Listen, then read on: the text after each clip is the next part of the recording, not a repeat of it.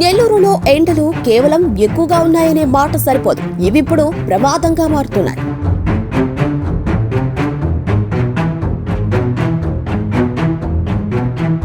ఉదయం 9 గంటలకే రోడ్లపై నడవటం కష్టమైపోతోంది. మధ్యాహ్నం అయితే పరిస్థితి అసహనంగా మారుతోంది. 38 నుంచి 40 డిగ్రీల వరకు పెరిగిన ఉష్ణోగ్రతలు ప్రజల ఆరోగ్యంపై నేరుగా దెబ్బ కొడుతున్నాయి.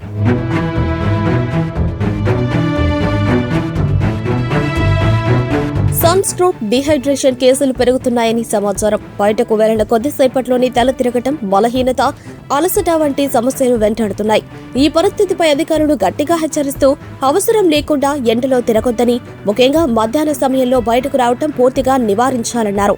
ఈ ఎండ వేడిమికి తట్టుకోవడానికి ఈ ఎండలకి వేసవిలో మనము అందరము డిహైడ్రేషన్ కి గురి కాకుండా ఏమేమి చర్యలు తీసుకోవచ్చు, వాటి నుండి మనం ఎలా మనల్ని మనం కాపాడుకోవచ్చు అనుకుంటే ఒకటి వచ్చి మెయిన్ గా మీరు ఎట్టి పరిస్థితుల్లోనూ ఇప్పుడు వేసవి కాలంలో 10 పైన నుంచి తర్వాత సాయంత్రము 12-1 గంట లోపలనే వరకు మీరు ఎక్కడ బయట వెళ్ళొద్దండి.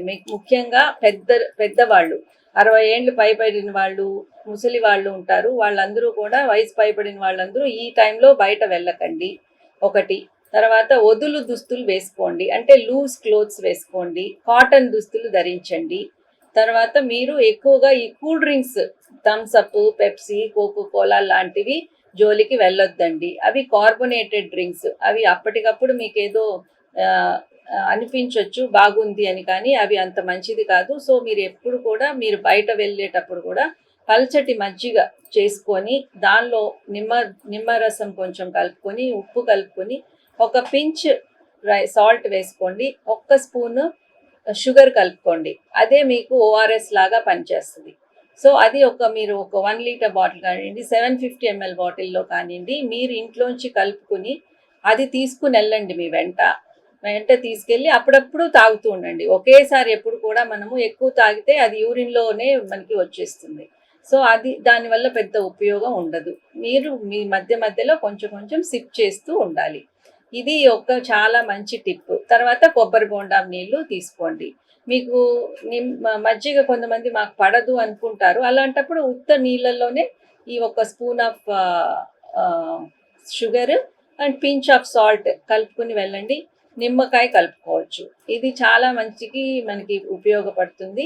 వీటిల్ని పాటించండి. అండ్ ఈవినింగ్ పూటనే మీ పనులు ఏమన్నా 4 తర్వాత ఉండేటట్టు చూసుకొని దానికి వెళ్ళండి. అనవసరంగా ఎండలో బయటకి వెళ్ళకండి.